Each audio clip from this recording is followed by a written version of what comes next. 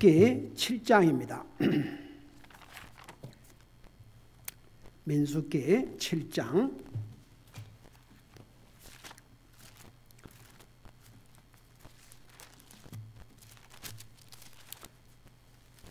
우리 1절에서 7장 1절에서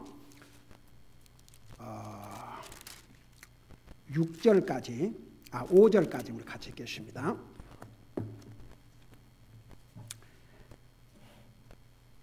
같이 읽습니다. 1절에서 5절까지 시작. 모세가 성막 세우기를 완전히 끝마치고 그것에 기름을 발라 그것을 거룩히 구별하고 또 성막의 모든 기구와 제단과 제단의 모든 기구에 기름을 발라 그것들을 거룩히 구별한 날에 이스라엘의 통치자들 곧 그들의 조상들의 집의 우두머리요 지파들의 통치자로서 그 계수된 자들을 다스리는 자들이 헌물을 드리니라. 그들이 가져다가 주 앞에 드린 헌물은 덮개 있는 수레 6대와 소 12마리니 통치자 2명에게 수레가 1대씩이요 각 사람에게 소가 1마리씩이더라. 그들이 그것들을 성막 앞에 가져오니라.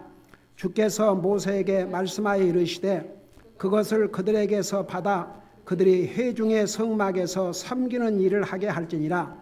너는 그것들을 레위 사람들에게 주되 각 사람에게 그가 섬기는 일에 따라 줄지니라. 아멘. 기도하겠습니다. 사랑의 아버지 하나님, 은혜와 사랑을 감사드립니다. 오늘도 주님을 예배하고 섬길 수 있게 하시고 이 시간에는 주님의 존귀하신 말씀을 듣게 해주셔서 감사드립니다. 말씀을 전할 이 종을 주의 성령님께서 도구로 사용하여 주시옵소서. 감사합니다. 사랑합니다. 예수님의 이름으로 감사 기도드리옵나이다. 아멘. 앉으시 바랍니다. 민수기 7장은 민수기에서 가장 긴 장이올시다. 89절까지 있습니다. 그럼에도 불구하고 오늘 우리가 커버할 내용은 민수기 7장, 8장 두 장을 공부하도록 하겠습니다. 우선 이제 이런 긴 내용을 기록하고 있지만 이 7장, 8장은 성막에서 섬김에 대해서 기록을 하고 있습니다. 그런데 이제 특별히 7장은 이제 성막 세우기를 방금 우리가 읽은 대로 성막 세우기를 다 마치고 모든 그 성막 안에서 사용하는 기구들에게 기름을 바르고 거룩히 구별한 다음에 이스라엘은 12지파가 있었지 않습니까? 그 12지파를 대표하는 리더들이 먼저 하나님의 성막, 그리고 이제 이스라엘 백성들이 지금 이동을 할 거 아닙니까? 그러면 하나님의 성막을 이동하는 데 필요한 거, 하나님을 섬기는 데 필요한 거, 또 하나님을 섬기는 하나님의 사람들이 써야 될 필요한 거, 이런 것들을 하나님 앞에 드리도록 했습니다. 그래서 먼저 12명의 이 통치자들이 드리게 한 다음에 그 다음에는 이제 그 이스라엘 12지파가 각 지파를 대표하는 사람들이 이제 지도자가 나와서 하나님 앞에 또 헌물을 드리는 그 내역이, 그 내용이 들어있는데 왜 이렇게 7장이 89절이라 되도록 기냐 그러면 이제 먼저 12지파의 통치자들이 이 하나님의 성막에 필요한 것, 또 앞으로 이사를 하고 이동을 하는데 필요한 것들을 공급을 하고 그 다음에 12지파가 12일 동안을 나누어서 하루에 한 지파씩 와가지고 하나님 앞에 예물을 드린 그 내역을 일일이 기록하고 있습니다. 그러다 보니까 이제 89절이 되는데 우선 그 이스라엘 12지파 통치자들이 주님께 드린 헌물들은 이렇습니다. 자, 이 내용들입니다. 우선 이렇게 짐을 실어 나르기 위해서 이런 수레를 2대를 몇 대? 수레 6대를 여기 그림이 2개로 나와 있으니까 저렇게 생겼어요. 여러분이 이해하시기 위해서 이렇게 그림을 해놨습니다. 저거 6개를 드렸고 그 다음에 이제 이 수레를 끌 소 12마리를 하나님 앞에 드렸습니다. 그러니까 보세요. 여러분 우리 사무엘 하인가 보면 다윗 왕 때에 이 법궤를, 그 법궤가 뭐였습니까? 십계명이 담긴 그 법궤를 이렇게 다윗의 시로 옮길 때에 수레가 끌고 왔지 않습니까? 그래서 이제 지금 이스라엘 백성들이 한 곳에 정착을 한 것이 아니고 계속 이동을 할 때마다 하나님의 성소를 옮겨야 되고, 그래서 그 짐을 실어나는 데는 저게 필요했기 때문에 이렇게 저런 헌물을 주님 앞에 드리게 했고, 그 다음에 이제 12지파의 통치자들이 각 사람이 맡은 날에 12지파가 12일 동안을 하나님 앞에 이제 드린 내역을 보면 이런 것들입니다. 은쟁반이 저렇게 생겼어요. 은쟁반. 그러니까 하나님의 성막에서 사용할 수 있는 것들이 저런 게 필요했습니다. 하나님의 성막에서 은대접 하나, 그 다음에 또 금숟가락 하나, 그 다음에 이제 이런 번제 헌물로 수소 한 마리, 수당 한 마리, 1년 된 어린 양 한 마리, 그 다음에 죄 헌물로 염소 새끼 한 마리, 그 다음에 화평 헌물로 소 2마리, 숫 양 5마리, 숫 염소 5마리, 1년 된 어린 양 5마리. 그 다음에 이제 음식 헌물로는 저렇게 이제 저런 그릇에다가 기름을 섞은 고운 밀가루를 가득 담은 이런 7가지 종류의 헌물을 그 각 지파 대표들이 나와서 12일 동안 하루하루, 그러니까 한꺼번에 하는 게 아니고 12일 동안 나누어서 드렸습니다. 그렇게 해서 이제 이스라엘 12지파가 드린 총계를 보면 그 총계가 어떻게 되냐면 은쟁반이 12개, 은대접이 12개, 금숟가락이 12개, 번제 헌물로는 수소가 12마리, 수당 12마리, 그 다음에 1년 된 어린 양 12마리, 죄 헌물로 염소 새끼 12마리, 화평 헌물로는 수소가 2마리, 숫 양이 60마리, 숫 염소 60마리, 1년 된 어린 양 60마리, 그 다음에 이제 음식 헌물로는 기름 섞은 고운 밀가루가 12개, 이렇게 해서 이런 내용을 하나님 앞에 드렸는데, 그 이제 각 지파마다 나와서 일일이 드린 내용을 기록하고 있기 때문에 89절이 되어 있습니다. 그리고 이제 8장에 가면은 특별히 하나님의 성막에서 아론과 그의 아들 제사장들을 도와서 성막에서 일을 하는 이 레위 사람들에 대해서 기록하고 있는데, 그들을 어떻게 거룩하게 구별을 하고 그들과 아론과 그 다음에 그 제사장들에게는 어떤 의미를 가지고 있었고, 또 하나님 앞에는 이 레위 사람들이 어떤 의미를 가지고 있는지를 8장에서 이렇게 기록을 하고 있습니다. 자, 이것을 머릿속에 두시고 그 89절을 잠깐 보시기 바랍니다.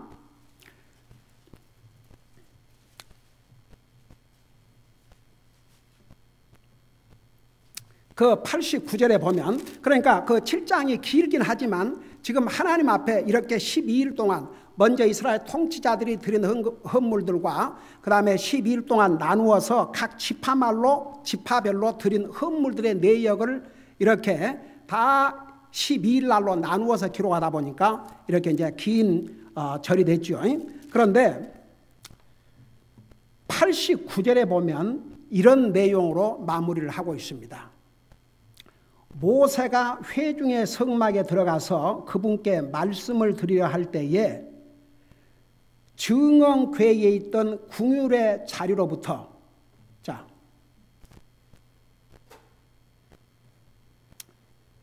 저 속에 십계명이 들어 있습니다. 그리고 이제 저 위에 보면 저기를 궁율의 자리라고 그러는데, 그 양쪽에 저 그림이 바로 천사, 우리 한국말로 이제 그룹이라고 그랬죠. 우리 하나님께서 어디로 임재하셨냐 그러면 저곳으로 임재를 하셨습니다. 그러니까 모세가 이제 다 이스라엘 백성들이 하나님 앞에 헌물을 드린 다음에 모세가 저 안에 들어가서 하나님을 배우려고 하니까 하나님께서 저 그룹 사이에서 말씀을 하셨어요. 자, 여기서 그 7장의 내용을 특별히 그 하나님 앞에 바친 내역들을 보면, 첫째는 하나님께 왜 이렇게 자세하게 그냥 통틀어서 이스라엘 자손들이 이렇게 드렸다 그렇게 기록하지 않고 이렇게 세세하게 상세하게 기록을 했는지. 여러분, 하나님께 드린 헌물은 하나님이 일일이 보시고 기억을 하십니다. 아침 로마서 공부할 때도 얘기했지만, 여러분, 우리 예수님께서 이 땅에 오셨을 때 그 성전에 들어가면 이제 헌금을 드리는 그 궤가 있었어요. 근데 이스라엘 백성들이 와서 그 헌금 넣는 것을 예수님이 다 살펴보셨습니다. 근데 특별히 가난한 과부가 자기 재산을 다 갖다 넣는 것을 보셨어요. 그리고 칭찬한 내용이 기록이 되어 있습니다. 여러분, 우리가 하나님 앞에 드린 헌금 다 보고 계셔요. 우리가 얼마를 드렸는지, 얼마나 정성을 드렸는지 다 하나님께서 보고 계십니다. 사실 이게 7장 89절까지 쓸 필요가 없이 간단하게 할 수도 있습니다. 근데 이렇게 자세하게 기록하신 것은 하나님께서 우리가 드린 헌물 하나하나를 살펴보고 계신다는 것을 보여주고 있습니다. 그 다음에 보세요. 두 번째는 성막에서 주님을 섬기는 데 필요한 모든 것을 이스라엘 백성들이 직접 하나님께 드리도록 한 것입니다. 그러니까 하나님의 성막을 다 마무리한 다음에 하나님의 성막에 필요한 것들이 무엇이고, 그 다음에 아론과 제사장들과 그 다음에 레위 지파들이 주님을 섬기는 데 필요한 것들이 뭔지를 다 하나님께서 모세에게 알려주셨고, 그것을 직접 이스라엘 백성들이 하나님 앞에 드림으로 이 하나님의 성막에서 섬김을 할 수 있도록 해주셨습니다. 그래서 여러분 보세요. 하나님의 일은 세상에 어디 가서 구걸을 해가지고 세상의 도움을 받아서 하는 것이 아니고, 장사를 해서 하는 것도 아니고, 하나님의 백성들이 하나님 앞에 드린 것을 가지고 하나님을 섬기도록 한 것입니다. 그래서 근데 이제 이 89절에서 중요한 것은, 먼저 하나님 앞에 다 이렇게 드린 다음에 우리 하나님께서 저기에 나타나셔가지고 모세와 말씀을 하셨다는 것입니다. 제가 그 전도지를 이제 받고 그 미국 교회를 갔지 않습니까? 근데 예배 순서가 한국과는 완전히 달랐습니다. 우선 찬송가를 부르는 것도요, 한국에서는 앉아서 불러요, 서서 불러요? 제가 다닐 때는 그랬어요. 앉아서 불러요. 근데 찬송가를 다 일어서라는 거죠. 그 다음에 제가 그때만까지도 한국교회를 다닐 때는 헌금을 설교하고 예배 마지막 순서에서 헌금을 했어요. 근데 그 미국 교회에서는 설교 전에 다 헌금을 드리더라고요. 그래서 제가 다녔던 한국 교회와 너무 달라서 나중에 이제 물어봤죠. 왜 이렇게 찬송가를 부를 때 다 일어서서 부르냐고 물어보니까 예를 들어줬어요. 그때 당시에 이제 크리스마스나 이런 명절 되면 백악관에 이렇게 합창단들이 가서 합창을 하고 그러는데, 그들이 가서 앉아서 하는 게 아니고 서서 한다. 이게 왜? 리스펙트. 지금 이 나라 대통령 앞에서 이제 노래를 부르는데, 그 리스펙트 하는 마음에서 듣는 사람은 앉아 있고 노래를 부르는 사람은 서서 한다 이거죠. 우리가 하나님을 지금 찬양하는데 일어서는 것은 경의를 표하는 거다 이거죠. 그러니까 그 할렐루야, 핸델의 메시아, 특별히 우리 예수님께서 왕으로 이 땅에 오실 할렐루야를 이제 연주하면은 그 당시에 영국의 왕이 자리에서 일어났어요. 경의를 표했습니다.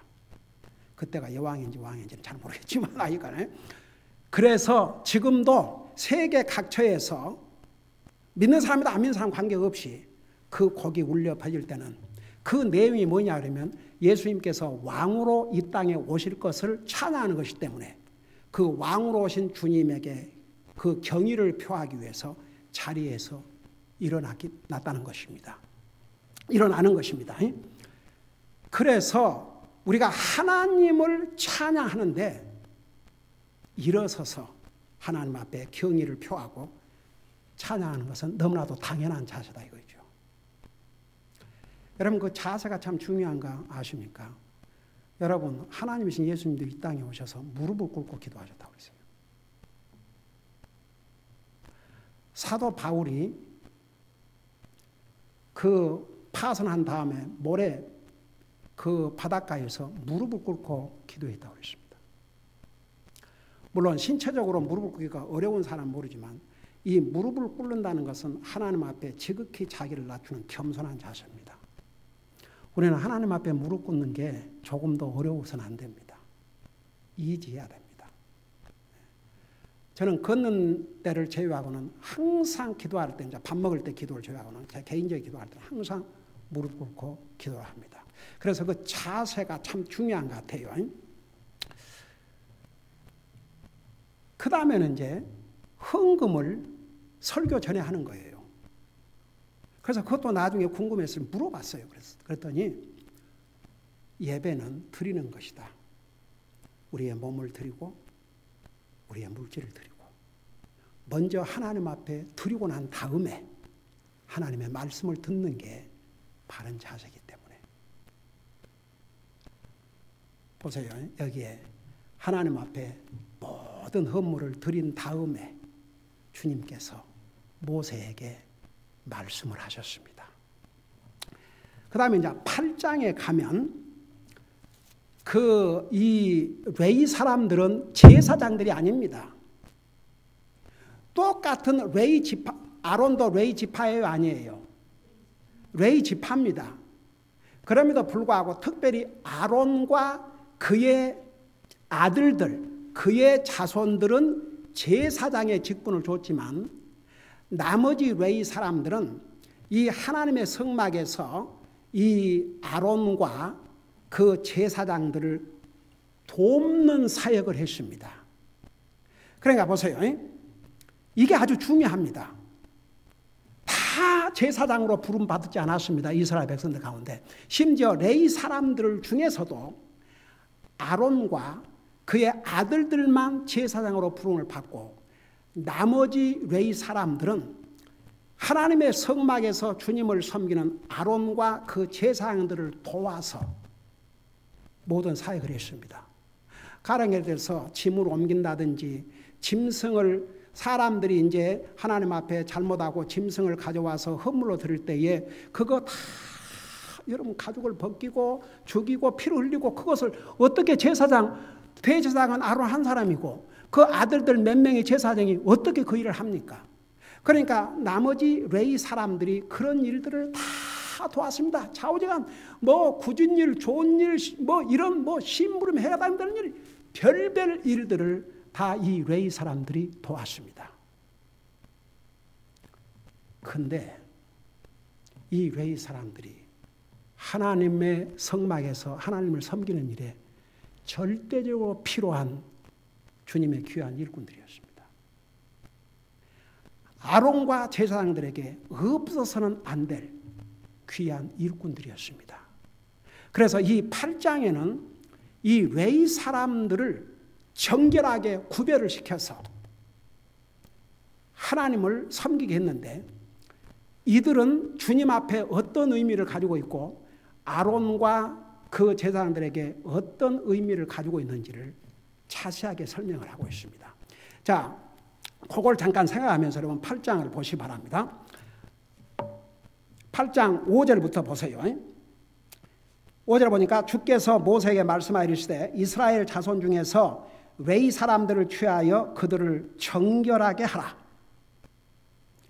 자, 어떻게 정결하게 하느냐? 7절에 보니까 너는 그들에게 이와 같이 하여 그들을 정결하게 할지니 곧 정결하게 하는 물을 그들에게 뿌리고 그들이 온몸을 삭도로 밀게 하며 자기의 의복을 빨게 하여 이로써 자기를 정결하게 하고 또 그들이 어린 수소 한 마리를 그것의 음식 헌물 곧 기름을 섞은 고운 밀가루와 함께 취하게 하며 또 너는 다른 어린 수소 한 마리를 죄 헌물로 취하고 레위 사람들을 회중의 성막 앞에 데려오며 이스라엘 자손의 전체 집회 무리를 함께 모으고 레위 사람들을 주 앞에 나오게 하며 이스라엘 자손이 레위 사람들에게 안수하게 한 뒤에 11절 보세요.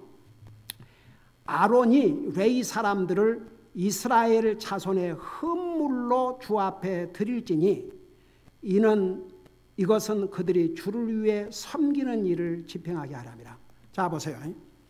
이 레위 지파 레위 사람들은 어떤 일을 했냐면 이스라엘 전 백성들을 대표해서 하나님을 섬기는 것은 모든 이스라엘 백성들이 다 해야 됩니다. 그러나 특별히 하나님의 성막에서 하나님의 종 대상 아론과 그의 아들 제사장들을 도와서 하나님의 성막에서 일을 하는 이 일을 이스라엘 자손 전부가 그 안에서 할 수 없으니까 그들을 대표로 해서 주님을 섬기는 일을 하게 했습니다. 그래서 레위 지파들은 사실 이스라엘 전 백성들을 대표하는 하나님의 일꾼들이라고 볼 수 있습니다. 그 다음에 보세요. 12절에 보니까 레위 사람들은 수소들의 머리에 안수하고 너는 하나는 죄 헌물로 다른 하나는 번제 헌물로 주께 드리되 레위 사람들을 위해 속죄하며 레위 사람들은 아론과 그의 아들들 앞에 세워 주께 헌물로 드릴지라. 자, 이 레위 사람들은 하나님 앞에 자신들을 하나님 앞에 헌물로 드려졌다고 그랬습니다. 굉장히 중요하죠. 그 다음에 보세요. 14절 보세요. 너는 이와 같이 이스라엘 자손 중에서 레위 사람들을 구별하라.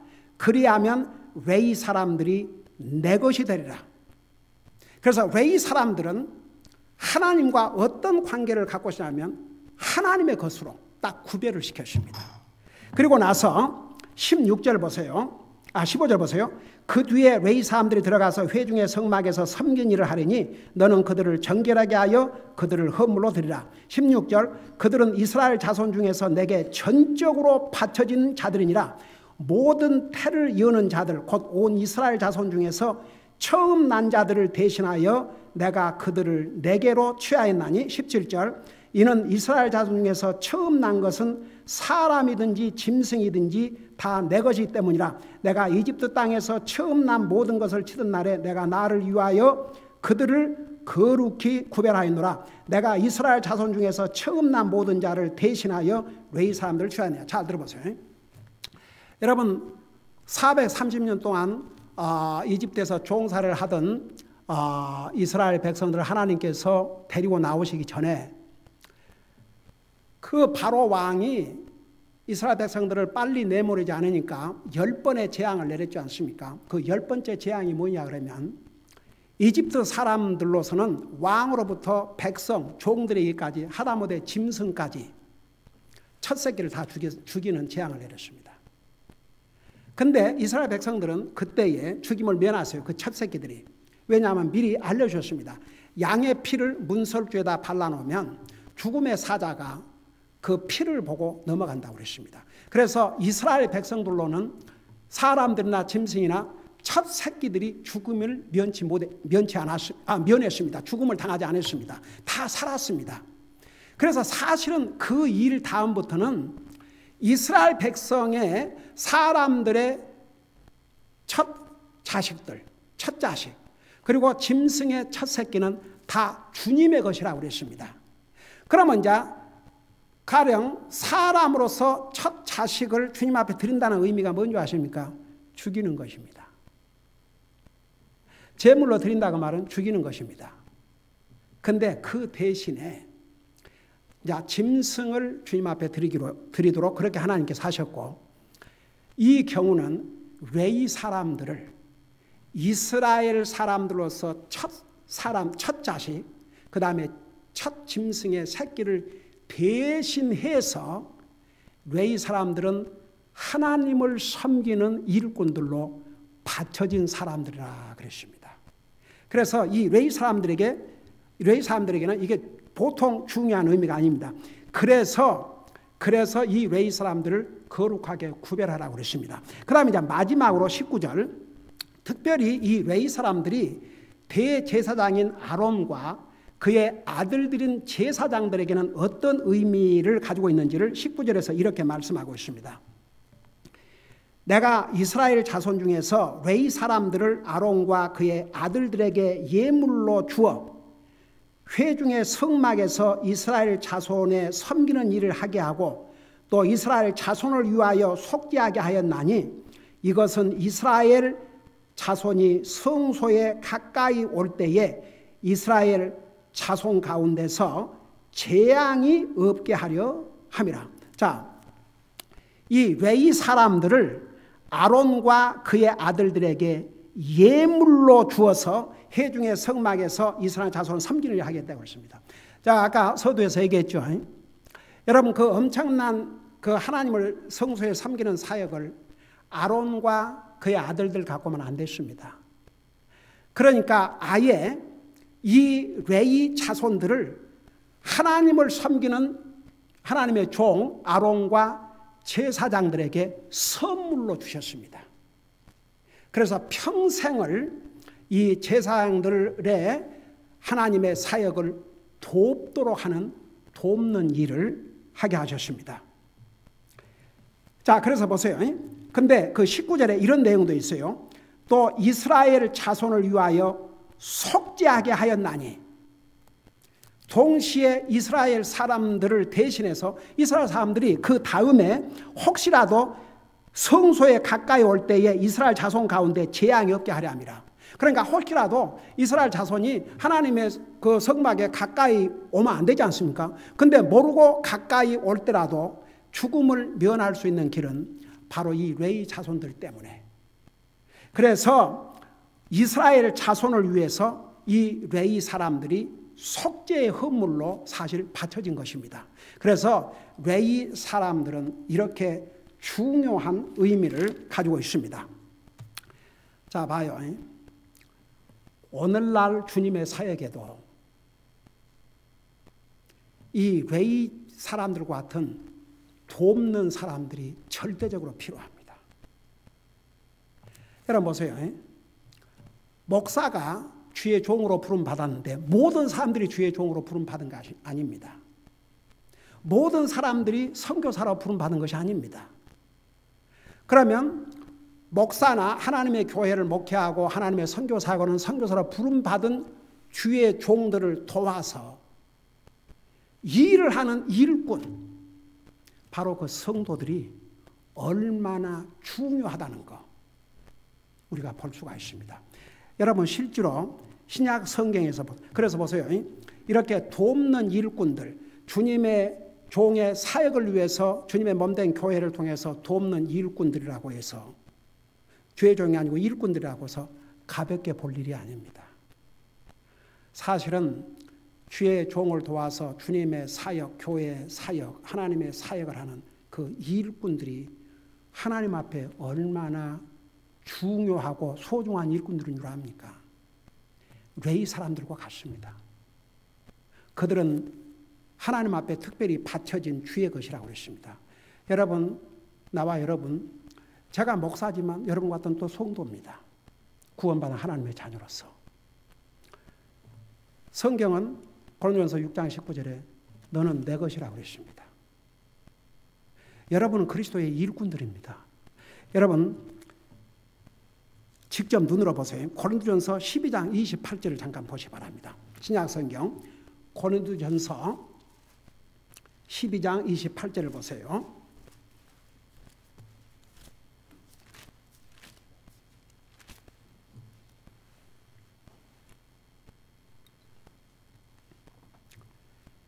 자, 28절 여러분이 보면서 들으시기 바랍니다. 거기 보니까 하나님께서 교회 안에 몇을 세우셨으니 첫째는 사도들이요, 둘째는 대언자들이요, 셋째는 교사들이요, 다음은 기적들이요, 그 다음은 병 고치는 선물들과 그 다음에 뭐라 했어요? 돕는 것들과 다스리는 것들과 여러 가지 타 언어들이니라. 여기에 돕는 것, 이게 하나님이 주신 기프트라 그랬습니다. 하나님이 주신 사역입니다. 헬프 한다는 게 그 얼마나 중요한 사역인지 아십니까? 여러분 보세요. 우리 인생의 구속 사업을 전면에서 하신 분이 삼위일체 하나님 중에서 누구예요? 우리 인생의 구속 사업을 전면에서 이루신 분이 누구예요? 삼위일체 하나님 가운데서 예수님이시죠. 근데 예수님이 이 사역을 하실 수 있도록 처음부터 끝까지 도우신 분이 계셔요. 그분이 누구세요? 성령님이세요. 예수님께서 처녀의 몸에서 탄생하시게 하신 분이 누구예요? 성령님이세요. 그리고 예수님의 이 땅에서 사역을 옆에서 도우신 분이 누구예요? 성령님이세요. 하늘나라 가신 다음에 실질적으로 그리스도인들 속에 오셔서 우리와 함께 사시면서 우리를 도우신 분이 누구세요? 성령님이세요. 그래서 성령님을 가리켜서 두 가지 이름을 성경에 기록하고 있는데 그 두 가지 이름 중에 하나는 뭐이고 다른 하나는 뭐예요? 도우시는 분, 그 다음에 이루어자. 그래서 여러분 보세요. 이 하나님의 교회에 다 목사라 부름을 부르신 게 아닙니다. 그래서 하나님의 종의 사역을 도와서 일하는 일꾼들이 바로 성도들입니다. 그래서 여기에 보세요. 분명히 성경에는 하나님께서 교회에 이러이러한 일꾼들을 세웠는데 그 중에 하나가 돕는 자들이라고 그랬습니다. 이 돕는 자가 없으면 하나님의 사역을 하기가 어렵습니다. 그래서 여러분 한 사람 한 사람은 그리스도의 일꾼들입니다. 여러분이 목사로 부름을 받지 않았다고 해서 선교사로 부름을 받지 않았다고 해서 여러분에게 할 일이 없는 게 아닙니다. 여러분은 구약시대 때의 레위 지파, 레위 사람들처럼 오늘 신약교회에서 여러분은 그와 같은 구별된 거룩한 일꾼들입니다. 하나님께 주신 선물입니다.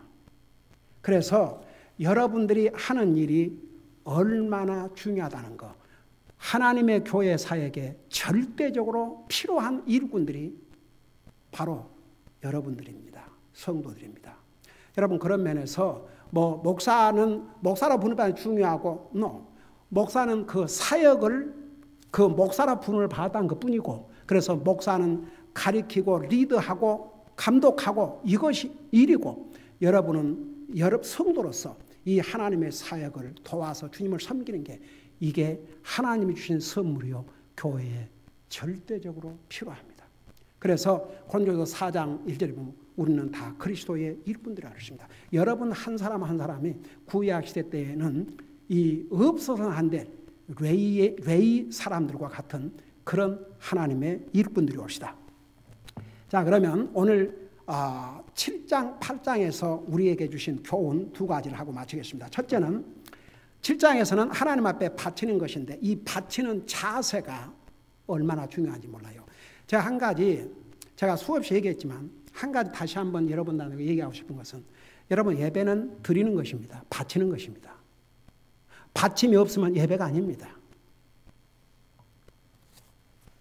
우리의 몸을 하나님 앞에 바치고 우리의 시간을 바치고 우리의 물질을 바치고 우리의 재능을 바치는 게 예배입니다. 바침이 없는 것은 예배가 아닙니다. 그래서 구약시대 때도 이런 그 바침에 대해서 하나님 앞에 항상 헌물 드림에 대해서 얼마나 강조하는지 몰라요. 여러분 우리 예수님께서 성경에 어느 신학자가 그랬어요. 성경에 기빙에 대해서 말씀하는 것이 천국과 지옥보다 더 많다고. 왜냐하면 이 바치는 것은 우리 하트와 연결되어 있기 때문에. 그래서 이 바치는 자세를 우리는 분명히 알아야 됩니다. 신약 성경 고린도후서 9장 6절 7절을 우리 보도록 하겠습니다.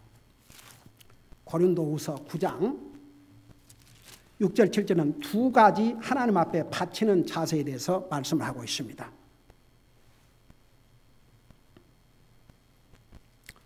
고린도후서 9장 6절 7절입니다. 여기에 우리가 바치는데 하나님 앞에 바치는데 두 가지 자세를 보여주고 있습니다. 6절에 보면 다만 내가 말하려는 바는 것이니 곧 인색하게 뿌리는 자는 인색하게 거둘 것이요 후하게 뿌리는 자는 또한 후하게 거두리라. 이 말씀은 우리가 하나님 앞에 드릴 때 인색하게 드리지 말고 제너러스하게 후하게 그렇게 드리라 이겁니다. 참 이것이 사실은 여러분 우리 주님께서 내 물질이 있는 곳에 내 마음이 가 있다 이러는데 우리 마음을 드리는 것이거든요. 근데 하나님 앞에 우리가 제너러스하게 드리면 하나님께서 그거 보신다니까요. 그래서 인색하게 드리면 결국 인색하게 거둘 수밖에 없고 후하게 드리면 후하게 거둘 수밖에 없다는 하나님께서 심음과 거둠의 원리를 심는 대로 거둔다 그러지 않습니까? 그래서 우리가 하나님 앞에 드린 것은 항상 제너러스하게 관대하게 그런 하트만 가지면 우리가 드릴 수가 있습니다. 그 다음에 두 번째는 7절 보세요. 저마다 자기 마음속에 정한 대로 할 것이요 마지못해 하거나 억지로 하지 말지니 하나님은 즐거이 내는 자를 사랑하시니라. 하나님 앞에 드리는 자세 두 번째는 즐거운 마음으로 그저 마지못해서가 아니고 억지가 아니고 즐거운 마음으로. 왜 그런 줄 아세요? 하나님은 즐겨내는 자를 사랑하신다고 그랬습니다. 그래서 항상 하나님 앞에 바치는 바른 자세는 제너러스하게 넘치게 바치고 그 다음에 기쁨으로 바치고 그 다음에 이제 8장에서 주는 교훈은 이미 설명했습니다마는 여러분 한 사람 한 사람은 이 교회에 절대적으로 필요한 마치 구약시대 때의 레위 사람들과 같습니다. 여러분들이 해야 할 일이 다 있습니다. 여러분은 소중한 그리스도의 일꾼들입니다. 그 일을 끝까지 잘 함으로써 여러분은 정말 구별된 하나님의 일꾼으로서 그 사명을 다 하고 주님 앞에 칭찬받게 될 것입니다. 얼마나 중요한지 몰라요. 구약시대 레위 사람들을 그냥 이렇게 아론과 제사장들을 돕는 일을 한다고 해서 가볍게 하지 않았습니다. 그들을 구별을 시켰습니다. 그리고 그들은 주님에게 특별한 의미였습니다. 주님의 것이라고 그랬습니다. 하나님의 제사장들에게는 선물과 같았습니다. 저는 우리 성도들 한 사람 한 사람이 각자 최선을 다해서 주님을 섬기기 때문에 우리가 이 적지 않은 사역을 할 수 있는 것입니다. 기도하십시다. 오늘 이 말씀을 생각하면서 우리 성도들은 항상 하나님 앞에 정말 후하게 즐거움으로 드리고 있는 것을 저는 압니다. 그럼에도 불구하고 다시 한번 나는 하나님 앞에 드리는 자세가 어떤지 또 하나님 앞에 생각하면서 기도하시고 여러분 한 사람 한 사람은 구약시대 때 레위 사람들처럼 구별된 하나님의 교회 사역을 돕는 아름다운 일꾼들입니다. 그 일을 끝까지 잘 감당할 수 있도록 도와주세요. 이런 마음으로 기도하는 시간을 가시기 바랍니다. 기도하십시다.